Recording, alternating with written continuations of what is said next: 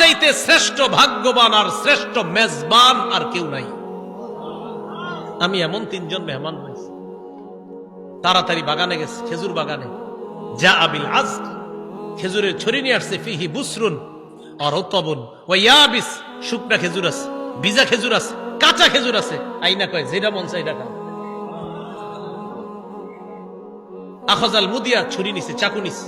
নবীজি কই যাও? হুজুর পশু জবাই করতে হবে। কি জবাই করবে? মানে পেরেশান হয়ে গেছে, আমার এই 3 মেহমানকে কেমনে মেহমানদারি করবে? পশু জবাই করতে হবে। নবী কয় ইয়াকা ওয়াল হালুব, এই তুমি আবার মাথা গরম কইরা দুধ আলু কোনো পশুরে জবাই করো না। দুধ দেয় যে পশু, বর্তমানে দুধ দিতেছে, এরকম পশু জবাই করো না। জি ঠিক আছে। ফাযাবাহা লাহু, স্বাভাবিক একটা বকরি জবাই করছে। নবীজিরে গোস্ত দিয়ে, খেজুর দিয়ে, মিষ্টি পানি দিয়ে মেহমানদারি করলেন। করার পর যে কথাটা নবী বলছে, এটা বলার জন্য আপনাদেরকে লম্বা হাদিসটা শোনাইলাম।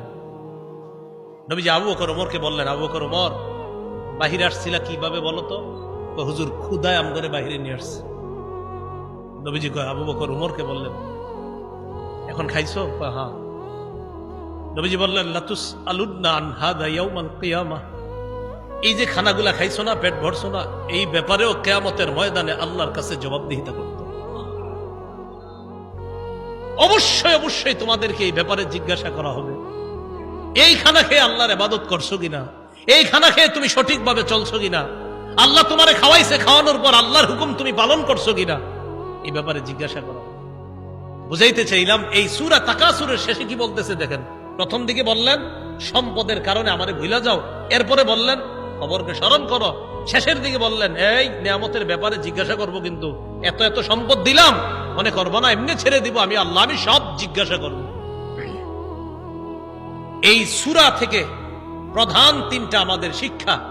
1 নাম্বার, সম্পদের প্রতিযোগিতা করা নিষেধ।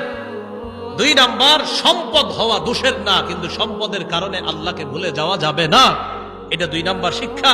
3 নাম্বার, কবরের কথা স্মরণ করা। এই প্রথম হলো 3টা শিক্ষা। শেষের দিকে আরেকটা, কবরে আরেকটা তোমার জগৎ, ওই জগতে তোমাকে নিয়ামত সম্পর্কে জিজ্ঞাসা করা হবে। কিয়ামতের ময়দানে তোমাকে 5 প্রশ্ন করার আগে তোমার পা 2টা সামান্য সময়ের জন্য নড়বে না। এই 5 প্রশ্ন করার জন্য আল্লাহর কাছে প্রত্যেককে দাঁড়াতে হবে।